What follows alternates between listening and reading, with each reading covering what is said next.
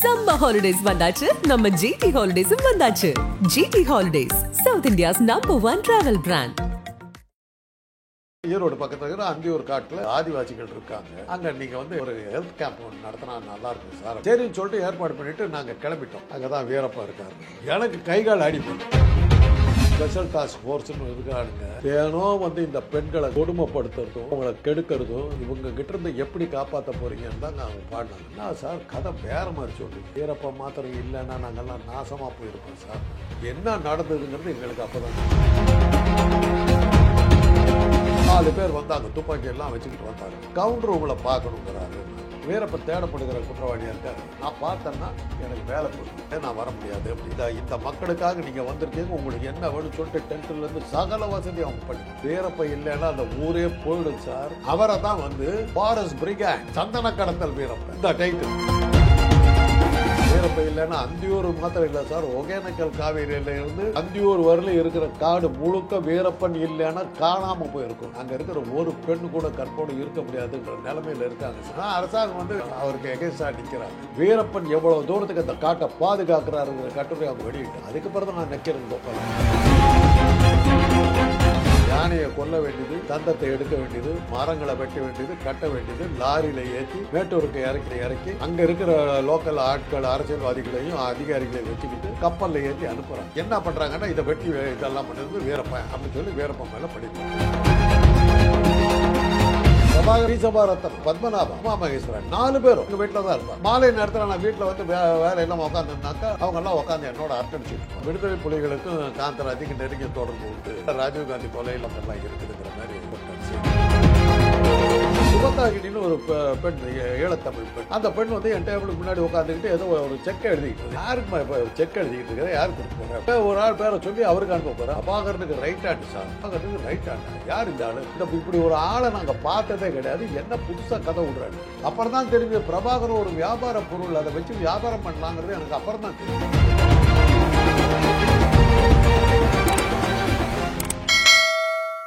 Sir வணக்கம் sir. Nakkheeran Gopal பற்றி ஒரு சில விஷயங்கள் வந்து சொன்னீங்க. இதை வந்து தப்பான ஒரு பேர் லிஸ்ட்டில் வந்து சேர்த்து விட்டாங்க அப்படின்னு சொல்லி. ஸோ உங்களுக்கும் நக்கீரன் கோபாலுக்கும் நடந்த அந்த ஒரு இன்சிடென்ட் என்னது சார்? அது அந்த செய்திகள் வரும்போது கோபாலுக்கு என்ன யாரும் தெரியாது, ராஜாராமுடைய தம்பிங்கிறது தான் தெரியும். அது என்ன போட்டாருன்னா விடுதலை புலிகளுக்கும் காந்தராஜுக்கு நெருங்கிய தொடர்பு உண்டு அப்படின்னு சொல்லி போட்டு, அதனால் ராஜீவ்காந்தி கொலையில் வந்து ராஜாராமுக்கு ஒப்பந்தம்லாம் இருக்குதுங்கிற மாதிரி போட்டார் செய்தி. நான் அதை இது பண்ணல. எங்கள் அண்ணன் மாத்திரம் கேட்டார், என்னடா இந்த மாதிரி வந்துருக்குது அப்படின்னாரு. பார்க்கலாம் அப்படின்னா. ஏன்னா அந்த சூழ்நிலை அன்னைக்கு வந்து அதுக்கு ராஜீவ்காந்தி கொலைக்கு அப்புறம் அந்த செய்தி வந்தது. ராஜீவ்காந்தி கொலையில் வந்து யார் யாரோ மாட்டினாங்க. இதில் என்ன ஆகிப்போச்சுன்னா இவங்களால் வந்த ஆபத்தை விட அந்த 25 பேரை கைது பண்ணி உள்ளே வச்சாங்க இல்லையா, அந்த 25 பேர் ஒரு 20 பேர் எனக்கு நண்பர்கள். இந்த பாவிங்க ஜெயிலுக்குள்ளார போய் உக்காந்துக்கிட்டு எல்லாத்தையும் முடிச்சுட்டாங்க, நம்ம டாக்டரை மாத்திரம் பிடிக்கலையேன்னு உள்ளே போய் பேசுகிறாங்க. எனக்கு வந்த தலையெடுத்து தான். அப்போ தான் வந்து சந்தேகம் வந்தது, நான் ஏதாவது இன்வால்வ் ஆகிருப்பேனான்னு சொல்லிட்டு இது பண்ணாங்க. அந்த ராஜீவ்காந்தி கொல்லப்படுகின்ற நேரத்தில் ராஜீவ்காந்தியோட நான் மிக நெருக்கமான தொடர்புகளுக்கு போயிட்டு இருந்தேன். ஏன்னா நான் அவரை சந்திச்சிருக்கிறேன். அவரை வச்சு சில காரியங்கள்லாம் செய்ய வேண்டிய கட்டாயத்தில் நான் இருந்த நேரத்தில் அவருடைய கொலைங்கிறது எனக்கு ஒரு தனிப்பட்ட இழப்பாக நான் இது பண்ணேன். அந்த சமயத்தில் எனக்காக அவருக்கு சில விஷயங்கள் எனக்காக செய்கிறதா இருந்தார். அப்படியே இடிஞ்சு போயிட்டேன் நான் அவர் கொலையில். அது அப்புறம் வந்து போலீஸில் இது பண்ணும்போது கேட்டாக்கா, சார் யூ கம் நோவேர் அப்படின்ட்டார். உங்கள் பேர் இருந்த லிஸ்ட்டில் 232க்கு மேலே போயிடுச்சு, 100 தாண்டினாலே நாங்கள் லிஸ்ட்டில் கொண்டு வர மாட்டோம், நீங்கள் 232 கூட்டத்தில் ஒன்றா இருக்கிறீங்க, அதெல்லாம் நீங்கள் லிஸ்ட்லேயே வரல போங்கட்டாங்க. அப்படி போயிடுச்சு. அதே மாதிரி வீரப்பனையும் நான் நக்கீரன் கோபாலுக்கு முன்னாடியே வந்து பார்த்துருக்கேன்ற மாதிரி. அது என்னன்னா, நான் வேர்ல்டு யூனிவர்சிட்டி சர்வீஸ்னு ஒன்று இருக்குது, அதனுடைய செயலாளராக இருந்தேன். அப்போ ஸ்டான்லி மருத்துவக் கல்லூரியை சேர்ந்த பக்தவச்சலங்கிற ஒரு மாணவர் வந்து என்னை பார்த்தார். அது வந்து இந்த மாதிரி இதுக்கெல்லாம் ஆதிவாசிகளுக்கு இவங்களுக்கெல்லாம் உதவி பண்ணுறதுக்கு எங்ககிட்ட பணம் இருந்தது. இந்த மாதிரி பணம் இருக்குது, எங்கள் ஊரில் ஆதிவாசிகள் இருக்காங்க, அங்கே நீங்கள் வந்து ஒரு ஹெல்த் கேம்ப் ஒன்று நடத்தினா நல்லாயிருக்கும் சார் அப்படின்னு வந்து அந்த பக்தவச்சலங்கன்னு கேட்டார். பண்ணலாம்ப்பா அப்படின்னு. அதுக்குள்ளார அவங்க ஊர் பெரியவர்களும், அந்தியூர் ஈரோடு பக்கத்தில் இருக்கிற அந்தியூர் காட்டில் அந்த ஊர் பெரியவரும் எங்களுக்கு தொடர்பு கொண்டாங்க. சரின்னு சொல்லிட்டு ஏற்பாடு பண்ணிவிட்டு நாங்கள் கிளம்பிட்டோம். ஸ்டான்லி மருத்துவக் கல்லூரி மாணவர்கள் அவங்க 10 பேர் 15 பேர், நான் புட்சல் வந்து நாங்கள் ஒரு 3 பேர். அப்போ எங்கள் கூட என்னோட தொடர்பில் வந்தவர் வந்து பாக்கெட் நாவல்லாம் வெளியிடுகிற ஜிஏ பப்ளிகேஷன் அசோகன், அவரும் வந்தார். எல்லாம் ஒன்றா போகிறோம். ஈரோட்டில் போய் இறங்கினா அப்போ ஈரோடு கலெக்டர் வந்து சுப்பராஜன் ஐஏஎஸ், அவருக்கு தகவல் தெரிஞ்சு என்னை கூப்பிட்டு அனுப்பிச்சார். போனேன். நீங்கள் எங்கே போகிறீங்கன்னு தெரியுமானார். அந்தியூர் காட்டுக்கு போகிறோம் சார், அங்கே இருக்கிற ஆதிவாசிகளுக்கு ஹெல்த் கேம்ப் நடத்த போகிறோம். அங்கே தான் வீரப்பா இருக்காருனாரு. யார் சார் வீரப்பா என்ன? நான் இதையே நினைக்கல. ஃபாரஸ்ட் இதுன்னு எனக்கு கை கால் ஆடி போச்சு. சார் அவங்க ஆதிவாசிகளுக்குன்னு சொன்னாங்க, இதுதான் சார் சொல்கிறீங்க. ஒரு கொஞ்ச நேரம் பேசிட்டு, பயப்படாத, எந்த ஆபத்தும் வராது, உனக்கு பாதுகாப்பு நான் கொடுக்குறேன், ஆனால் உனக்கு தெரியுமான்னு கேட்குறதுக்காக அதுக்கு தான் உன்னை கூப்பிட்டேன்னாரு. சத்தியமாக தெரியாதா? நான் சொல்லிட்டு சல்ல சார் நான் கேன்சல் பண்ணிட்டு போகிறேன் அப்படின்னு. இல்லை நீ போ, நான் உனக்கு பாதுகாப்பு கொடுக்குறேன்ட்டார். சார் அரசாங்க உத்தியோகத்தில் இருக்கிறேன் சார், இந்த மாதிரி இடத்துல போய் ஏதாவது இடக்கூடமே எனக்கு பதவிப்படும், இல்லை நான் பார்த்துக்கிறேன் அப்படின்னு சொல்லி அவர் அஷூரன்ஸ் கொடுத்ததுக்கப்புறம் நான் அந்த காட்டுக்கு போகிறேன். காட்டுக்கு போனாக்க அந்த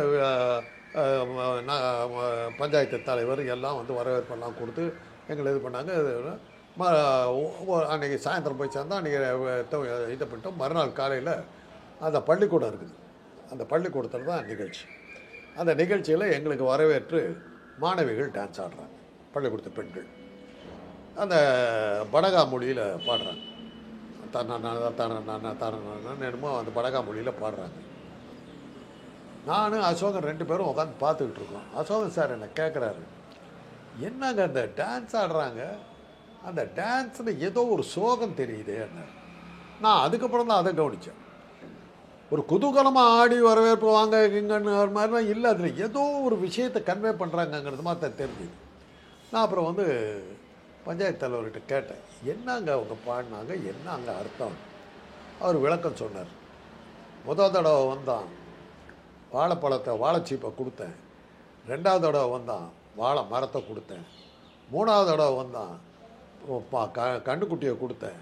4வது தடவை வந்தான், பசுமாட்டை கொடுத்தேன். 5வது தடவை வந்தான், என்ன கொடுத்தேன். அடுத்த அப்படி வந்தால் நான் எப்படி என்ன பண்ணுவேன் அப்படின்னு பாட்டுங்க. யார் வந்தால் என்னத்தை கொடுத்தாங்க? இங்கே இருக்கிற ஸ்பெஷல் டாஸ்க் ஃபோர்ஸ்னு இருக்கிறானுங்க, வன பாதுகாப்பு அலுவலர்கள்னு, கர்நாடகாவை சேர்ந்தவனும் தமிழ்நாட்டை சேர்ந்தவனும் தினம் வந்து இந்த பெண்களை கொடுமைப்படுத்துறதும் அவங்கள கெடுக்கிறதும் இந்த எல்லாம் பண்ணுறாங்க. இவங்ககிட்டேருந்து எப்படி காப்பாற்ற போகிறீங்கன்னு தாங்க அவங்க பாடினாங்க. என்ன சார் கதை வேறு மாதிரி சொல்கிறீங்க? வீரப்பா மாத்திரம் இல்லைன்னா நாங்கள்லாம் நாசமாக போயிருப்போம் சார். நான் அசோகம் அப்படியே என்ன சொல்கிறீங்க? அவருக்கு பயந்து தான் சார் பேசாமல் இருக்கிறானுங்க. அப்புறம் அன்றைக்கி அப்படியே சுத்தரம் என்ன நடந்ததுங்கிறது எங்களுக்கு அப்போ தான் தெரிஞ்சு. யானையை கொல்ல வேண்டியது, தந்தத்தை எடுக்க வேண்டியது, மரங்களை வெட்ட வேண்டியது, கட்ட வேண்டியது, லாரியில் ஏற்றி மேட்டூருக்கு இறக்கி கொண்டு இறக்கி அங்கே இருக்கிற லோக்கல் ஆட்கள் அரசியல்வாதிகளையும் அதிகாரிகளையும் வச்சுக்கிட்டு கப்பலில் ஏற்றி அனுப்புகிறாங்க. திட்டம் போட்டு, அதாவது சட்டவிரோதமாகவே இல்லை, சட்டத்துக்கு உட்பட்டு நடத்துகிறாங்க. வீரப்பா அதில் இது என்ன பண்ணுறாங்கன்னா, இதை வெட்டி இதெல்லாம் பண்ணுறது வீரப்பா அப்படின்னு சொல்லி வீரப்பா மேலே பழி போட்டுற வேண்டியது. இதில் இவனுங்களுக்குள்ளார என்ன ஆகுன்னா, கர்நாடகா டாஸ்க் ஃபோர்ஸும் எஸ்டிஎஃப்பும் தமிழ்நாடு எஸ்டிஎஃப்க்குள்ளார பங்கு போடும்போது தகராறு இருக்கும், ஒருத்தன் வெட்டி கொண்டுக்க வேண்டியது. கொண்டு விட்டாக்க வீரப்பன் கொண்டு விட்டான்னு சொல்ல வேண்டியது. இப்படி தான் அவனுக்கு ஓட்டிக்கிட்டு இருந்திருக்காங்க. ஒன்றும் புரியல. ஆனால் நீங்கள் வீரப்பனை சந்திச்சிங்களா சார்? கேளுங்க. அப்புறம் என்னாச்சு, 2 நாளாக இருந்துட்டோம். நாங்கள் மிகவும் போட்டுக்கிட்டு இருக்கோம். 4 பேர் வந்தாங்க, துப்பாக்கியெல்லாம் வச்சுக்கிட்டு வந்தாங்க. கவுண்டர் உங்களை பார்க்கணுங்கிறாரு. நான் கேட்டேன், யாருக்கு கவுண்டர்னாலும் வீரப்பன் அப்படின்னாங்க. நான் சொன்னேன், இல்லைங்க நான் வர முடியாது அப்படின்னு. ஏன் அப்படின்னாங்க, நான் அரசாங்க பணியில் இருக்கிறேன், வீரப்பன் தேடப்படுகிற குற்றவாளியாக இருக்கார், நான் பார்த்தேன்னா எனக்கு வேலை போயிடும், அவருக்கு என்னுடைய வணக்கத்தையும் நன்றியும் சொல்லிக்கிங்க அப்படின்ட்டேன். அசோக் வந்து போய் பார்த்தா என்னன்னாரு, அப்புறம் உன் ஆஃபீஸராக வேலைக்கு வரணும் ஆளை விட்டுட்டேன். அதுக்கு அவரை வந்து உடனே மட்டும் வகை வகையான சாப்பாடு போட்டாங்க. எங்கள் இந்த மக்களுக்காக நீங்கள் வந்திருக்கீங்க, உங்களுக்கு என்ன வேணும்னு சொல்லிட்டு டென்ட்லேருந்து சகல வசதி அவங்க பண்ணி கொடுத்துட்டாங்க. அப்போ கலெக்டருக்கு வந்து ஒரு செய்தி, இந்த மாதிரி ஒரு கர்நாடகாவிலேருந்து வந்த பஸ்ஸு மலையில் ஏறி வரும்போது கெட்டு போய் நடுவழியில் நிற்கிது. பசங்க சின்ன பசங்கள்லாம் ஒரு 50 பேர்த்துக்கு மேலே இருக்காங்க, முடிஞ்ச உதவியை கொஞ்சம் போய் செய்யுங்க அப்படின்னு சொல்லி தகவல் வந்து நாங்கள் உடனே எங்கள் பசங்களெல்லாம் கூட்டிக்கிட்டு அங்கே போகிறோம். பாலுக்கெல்லாம் எடுத்துகிட்டு போனால் எங்களுக்கு முன்னாடியே குழந்தைகளுக்கு பாலெல்லாம் கொடுத்துட்ருக்காங்க, சாப்பாடு போட்டுக்கிட்டு இருக்காங்க, விதமாக எல்லாம் பண்ணிக்கிட்டு இருக்காங்க. யாரோ போய் நான் 2 டயர் வெடிச்சிருச்சு, நம்ம ஸ்டெப்னி போட முடியல, அதை கீழே போய் தான் கொண்டு வரும், எல்லாம் பண்ணி எடுத்துகிட்டு வரதுக்கு போயிருக்கு. இவங்கெல்லாம் யாருங்கிட்ட வீரப்பன், அவரை தான் வந்து ஃபாரஸ்ட் பிரிகேண்ட் சந்தன கடத்தல் வீரப்பன் இந்த டைட்டில் ஊடகங்கள். கீழே வந்து கலெக்டர்கிட்ட சொல்கிறோம், சார் வீரப்பன் இல்லைன்னா அந்த ஊரே போயிடும் சார், அங்கே இருக்கிற ஒரு பெண்ணு கூட கற்போடு இருக்க முடியாதுன்ற நிலைமையில் இருக்காங்க சார், என்ன சொல்கிறீங்க சார்? அவர் கலெக்டர் சொல்கிறாரு, தெரியும் சார், ஆனால் அரசாங்கம் வந்து அவருக்கு எகேன்ஸ்டாக நிற்கிறாங்க, நான் என்ன பண்ண முடியும்? வீரப்பன் இல்லைன்னா அந்தியூர் மாத்திரம் இல்லை சார், ஒகேனக்கல் காவேரியிலேருந்து அந்தியூர் வரல இருக்கிற காடு முழுக்க வீரப்பன் இல்லைன்னா காணாமல் போயிருக்கோம். அதுக்கு பிறகு அந்த நாங்கள் எங்களை பேட்டிக்கு இது பண்ணதுக்கு பிறகு தான் இந்தியா டுடேயில் அட்டைப்பட கட்டுரை வீரப்பனை பற்றி வந்தது. வீரப்பன் எவ்வளோ தூரத்துக்கு அந்த காட்டை பாதுகாக்கிறாருங்கிற கட்டுரை அவங்க வெளியிட்டார். அதுக்கப்புறம் தான் நக்கீரன் கோபால் போனார். வீரப்பனுக்கு கொஞ்சம் அரசியல் ஆசையை உண்டாக்கி விட்டாங்க, அதில் தான் அவர் மாட்டிக்கிட்டார். ஆனால் அதே மாதிரி நீங்கள் பிரபாகரனையுமே சந்திச்சிருக்கீங்கன்ற மாதிரி. பிரபாகரன் வந்து எழுத்த சாத்தமலை எதிர் வீடுங்க, சீர்காழி கோவிந்தராஜன் வீடு, அதுக்கு அடுத்த வீடு கம்பி போட்ட ஒரு வீடு, பழநெடுமாறனுடைய ஐயாவுடைய வீடு இது, அதில் தான் அவர் குடியிருந்தார். அவரும் உமாமகேஸ்வரர் இன்னொருத்தர் 3 பேர், மாத்தையாவும் 3 பேர் அங்கே குடியிருந்தாங்க. இவங்க அடிக்கடி எங்கள் வீட்டுக்கு வர, எங்கள் அண்ணன் வந்து சபாநாயகர். இவங்க அதில் என்ன பண்ணாங்கன்னா எப்படியோ உள்ளே வந்தாங்க. உள்ளே வந்தவுடனே எங்கள் அண்ணனை பார்த்து பேசிட்டு இருந்த பிறகு எங்கள் அண்ணன் என்ன பண்ணார், இந்த பிரபாகரை தெரியுமா, கேள்விப்பட்டிருக்கேன் அப்படின்னு. அப்போ வந்து பிரபாகர் ஒன்றும் கிடையாது, பெரிய ஆள் இல்லை, விழுன்னு ஒடிஞ்சு விழுவுற மாதிரி இருப்பார். அது அவங்க வந்தாங்கன்னா அவங்களுக்கு டிஃபன்லாம் கொடுத்து இது பண்ணி என்ன வேணுன்னு கேட்டுக்கடா அப்படின்ட்டார். அப்புறம் கேட்டபோது அவங்க வந்து இது சமையல் செய்கிறதுக்கான உபகரணங்கள்லாம் கேட்டாங்க. ஸ்டவ்வு, கேஸு, சிலிண்ட்ரு இதெல்லாம் எல்லாமே வாங்கி கொடுத்து அரிசி பருப்பெல்லாம் வாங்கி போடுறதெல்லாம் பண்ணிகிட்டு இருந்தோம். என்னை விட எங்கள் வீட்டுக்கு பக்கத்துலேயே இருந்தவர் புலமை பித்தன். எங்கள் வீட்டை விட அவங்க வீட்டில் இன்னும் அவங்க உரிமையோட போய் அவர் பிரபாகர் வந்து எனக்கு இந்த சாப்பாடு வேணும் அந்த சாப்பாடு வேணும்னு சொல்லிட்டு போவார், அவங்க செஞ்சு வைப்பாங்க. அந்த அளவுக்கு அவங்க வீட்டில் இருந்தாங்க. எங்கள் வீட்டில் வந்து காலையில் பிரேக்ஃபாஸ்ட்டு காலை சிற்றுண்டிக்கு தான் அவங்க வருவாங்க, வந்து என்னோட உட்காந்து சாப்பிடுவாங்க. நான் அவங்களோட அரட்டை அடிச்சுக்கிட்டு என்னோட காரில் ஏறிக்குவாங்க. நான் ஜிஹெச்சில் வேலைக்கு போகும்போது போகிற வழியில் பிரசிடென்சி காலேஜ் சேர்ந்தவொடனே இறங்கிக்குவாங்க, எங்கே போவாங்கன்னு தெரியாது, அது வரலும் கூட வருவாங்க. ஆல்மோஸ்ட் வாரத்தில் ஒரு 3 நாள் 4 நாள். பிரபாகரன் மாத்திரம் இல்லை, ஸ்ரீசபா ரத்னம், பத்மநாபா, உமா மகேஸ்வரன் 4 பேரும் எங்கள் வீட்டில் தான் இருப்பாங்க. மாலை நேரத்தில் நான் வீட்டில் வந்து வேலையெல்லாம் உட்காந்துருந்தாக்கா அவங்கெல்லாம் உட்காந்து என்னோட அரட்டடிச்சிட்டு இருப்பாங்க. இது வந்து எங்கள் அண்ணனுக்கு இருந்த செக்யூரிட்டி அதிகாரிகள் சொன்னாங்க, சார் ஆபத்தானவர்கள், நீங்கள் என்கரேஜ் பண்ணிக்கிட்டு இருக்கிறீங்க, அவங்கள உள்ளே விடாதீங்க சார். நாங்கள் எங்கள் அண்ணன் அதை வந்து கண்டுக்கலை. அவங்க சொல்கிறாங்க நீ போடா அப்படின்னு. அதில் வந்து அவங்க ரெகுலராக சாப்பிடுங்க. எப்போ தகராறு இருந்ததுன்னா அவங்களுக்குள்ளார டி நகரில் துப்பாக்கி சட்டை நடந்தது. அதுக்கப்புறம் தான் அந்த நேரத்தில் எம்ஜிஆருடைய இது வந்து நம்ம சொல்லணும். எங்கள் அண்ணனுக்கு எம்ஜிஆர் வந்து சொன்னது, பிரபாகர் வந்து என்ன உதவி கேட்டாலும் செய்யுங்கன்ட்டார். இந்த துப்பாக்கி சண்டை நடந்த போது அவங்கள காப்பாற்றுறதுக்கு எம்ஜிஆர் எடுத்த நடவடிக்கைகள் இதாக இருந்தது. அதுக்கு அவர் என்ன பயன்படுத்தினார், எங்கள் அண்ணன்கிட்ட ஃபோனை போட்டு இந்த விஷயத்தையெல்லாம் நீங்கள் போவேணா, வீட்டில் ஒருத்தனை வச்சுருக்கீங்களே, அவனை அனுப்புங்க அப்படி தான் சொல்லுவார். ஒருத்தர் ஒருத்தர் வச்சுருக்கீங்களே அவனை அனுப்புங்க, அவன் தான் இதுக்கெல்லாம் லாயக்கணும். சரி போய் அவர் சொன்னதெல்லாம் செஞ்சுட்டு வந்துடுவேன். இன்றைக்கி நான் வெளியில் சொல்ல முடியாது எந்த அளவுக்கு எம்ஜிஆர் போனார், எந்த அளவுக்கு அவர் போனாருங்கிறதெல்லாம் நான் நீங்கள் சொல்ல முடியாது. ஆனால் இன்னைக்கு உங்களுக்கு எவ்வளோ வேடிக்கையாக இருக்கும் சார். எல்லாம் நிறைய பேர் வந்து நான் பிரபாகரன் கூட இருந்தேன், நிறைய பேர் பேசுறது. அதைத்தாங்க அவனா ஒரு ஆள் வந்து சொன்ன பார்த்தா யார் எனக்கு அது கல்லூரியில் நான் வேலை பார்த்துக்கிட்டு இருக்கும்போது சுபத்தாகினின்னு ஒரு பெண், ஈழத்தமிழ் பெண். அந்த பெண் வந்து என் டேபிளுக்கு முன்னாடி உட்காந்துக்கிட்டு ஏதோ ஒரு செக்கை எழுதிக்கிட்டு இருந்தேன். என் மாணவி அது. யாருக்குமா இப்போ ஒரு செக் எழுதிக்கிட்டு இருக்கிறேன், யார் கொடுக்க போகிறேன் அப்படின்னா, இந்த மாதிரி ஒரு ஆள் பேரை சொல்லி அவருக்கு அனுப்ப போகிறேன். அவருக்கு நீ என்னத்துக்கு அனுப்புகிற, உங்களுக்கு ரொம்ப தெரிஞ்சவரா அப்படின்னு. பிரபாகரனுக்கு ரைட் ஹேண்டு சார்னார். பிரபாகரனுக்கு ரைட் ஹேண்டா, யார் இந்த ஆள் அப்படின்னா. அவர் கேட்டால் என்னமோ சினிமாவெல்லாம் என்னமோ எடுத்திருக்காரு. ஏம்மா பிரபாகரன் இவர் பார்த்துருக்காருன்னு உனக்கு தெரியுமா ஏதாவது? சார் என்ன சார், அவர் இல்லைன்னா கிடையாது சார், நல்லா வேலை பண்ண அப்படின்னு சொல்லிட்டு அப்புறம் சொன்னேன், அம்மா உனக்கு என்ன யாரும் தெரில, நானும் பிரபாகரன் என்னவா இருந்தேன் தெரியுமா உனக்கு?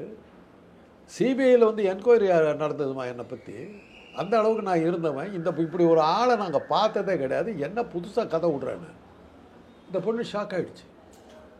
என்ன சார் சொல்லுங்கள், இப்படி ஒரு ஆள் பிரபாகரனுக்கு தெரியுமான்னு எனக்கு சந்தேகமாக இருக்குது அப்படின்னு. உடனே அது வெரிஃபை பண்ணிடுச்சு. வெரிஃபை பண்ணிட்டு சார் எங்களை ஏமாற்றிட்டான் சார். அந்த பெண்ணா நீங்கள் போட்ட செக்கு 10,000 ரூபாய். யாருக்கு சார்? வேண்டாம் வேண்டாம், உங்களுக்கு தெரியும் 10,000 ரூபாய். அப்புறம் தான் தெரிஞ்சது பிரபாகரன் ஒரு வியாபார பொருள், அதை வச்சு வியாபாரம் பண்ணலாங்கிறது எனக்கு அப்புறம் தான் தெரியும். வீடு கட்டி விட்டாரு, கார் வாங்கியாச்சு, எல்லாம் வாங்கியாச்சு, அந்த ஒரு பேர் கட்சி ஆரம்பிச்சாச்சு, அந்த ஒரு பேர் வச்சு. ஸோ நிறையா விஷயங்கள் வந்துட்டு இதுக்கு பின்னாடி. ஆனால் இதெல்லாம் உங்களுக்கு பார்க்கும்போது கொஞ்சம் வேடிக்கையாக இருக்கும்ல? வேடிக்கை இல்லை, நாம எவ்வளோ முட்டாளாக இருந்திருக்கோம்னு தெரிஞ்சு. கூடயே நம்ம ஒரு 4 ஃபோட்டோ எடுத்து என்ன பண்ணேன்னா, எனக்கு சிபிஐயில் வந்து என்னை பிடிச்சிட்டாங்க. பிடிச்சிட்டு அவங்க கேட்குறாங்க என்ன, 4 குரூப்பாக இருக்காங்க. பிரபாகர் ஒரு குரூப்பு, ஸ்ரீசபா ஒரு குரூப்பு, உமா மகேஸ்வரர் ஒரு குரூப்பு, பத்மநாபா ஒரு குரூப்பு. அவங்க 4 பேத்துக்குள்ள ஒருத்தர் அடிச்சுக்கிறாங்க. ஆனால் அவங்க 4 பேத்துக்கு யார் யார் டாக்டர்னு கேட்டால் காந்தராஜுங்கிறாங்க. அது எப்படின்னா, அதுதான் எனக்கு வந்த பிரச்சனை. பல சமயங்களில் வந்து அவங்கள அடிபட்டு வெடிகுண்டெல்லாம் பட்டு ஒரு இது மாத்திரம் ஞாபகம் எனக்கு என்னன்னாக்கா, ஒரு வீட்டில் ஹேண்ட் கிரைண்டர் எடுத்து அடிக்கிறாங்க. அடித்தா அவங்க வந்து கொசு வலைக்காக போட்டிருந்த அந்த வலையை, கொசு தடுக்கிறதுக்காக ஜன்னல் அந்த வலை அடிச்சிருந்துருக்காங்க. அந்த வலையில் அடிச்சுட்டு இவருக்கு திருப்பி கையில் வந்துருச்சு. அந்த பையன் அப்படியே பிடிச்சிட்டார், கையில் வடிச்சிருச்சு. குத்துயிரு கோளையரமாக கொண்டு என்கிட்ட போட்டாங்க. என்னுடைய மருத்துவமனையில் அதுக்கு வசதி கிடையாது. எனக்கு தெரிஞ்ச ஒரு மருத்துவமனை கொண்டு போய் விட்டு, அது கவர்மெண்ட் ஹாஸ்பிட்டல், அங்கே கொண்டு போய் விட்டு எல்லாம் பண்ணி காப்பாற்றிட்டேன். அதிலிருந்து என்னாச்சுன்னா, என்ன அடிபட்டாலும் அப்படி தான் நக்கீரன் கோபாலுக்கு என்னை பற்றி தெரியும். 2 புலிகள் வந்து உடம்பு சரியில்லாமல் படுத்திருந்தபோது ஏதோ மருத்துவமனையில் படுத்திருக்கும் போது கவிஞர் காசி ஆனந்தன், நம்ம டாக்டர் காந்தராஜ் இருக்கும்போது ஏன் இங்கே வந்து படுத்துக்கிட்டீங்கன்னார். அதை அந்த நிருபர் கேட்டபோது, யார் அந்த காந்தராஜ்? ராஜாராம் தம்பி. அப்படி தான் என்னை பற்றி செய்தி வந்து. இதெல்லாம் இப்போ இந்த பின்னணியை வச்சுக்கிட்டு இருக்கிற எனக்கு புலமைத்தங்கிட்ட போய் கேட்குறேன், என்னங்க யாரோ ஒருத்தனை யார் பாதுன்னார். அவர் சினிமாக்காரர், சினிமா பாட்டு எழுதுறவர். யார் இது இந்த மாதிரி ஒருத்தன் போல இப்போ நடத்திக்கிட்டு இருக்காங்க. அப்போ தான் எங்களுக்கு தெரிஞ்சுது இது ஒரு இதெல்லாம் இன்றைக்கி இதுக்கு மேலே பேசணும்னு வச்சுக்கோங்க. வரும் பாருங்கள், ஒரு கூட்டம் இருக்குது, அதுக்காக பணம் கொடுத்து வச்சுருக்காங்க. இவனுக்கு பிறந்தவனே, இவங்க அம்மாவை யார், உனக்கு யாருக்கு பிறந்தவன் அப்படின்னு வரும். அது ஒரு பக்கம் இருக்கு. ஓகே சார், நன்றி sir, thank you sir. Summer holidays வந்தாச்சு, நம்ம ஜிடி ஹாலிடேஸும் வந்தாச்சு. GT holidays, South India's number 1 travel brand.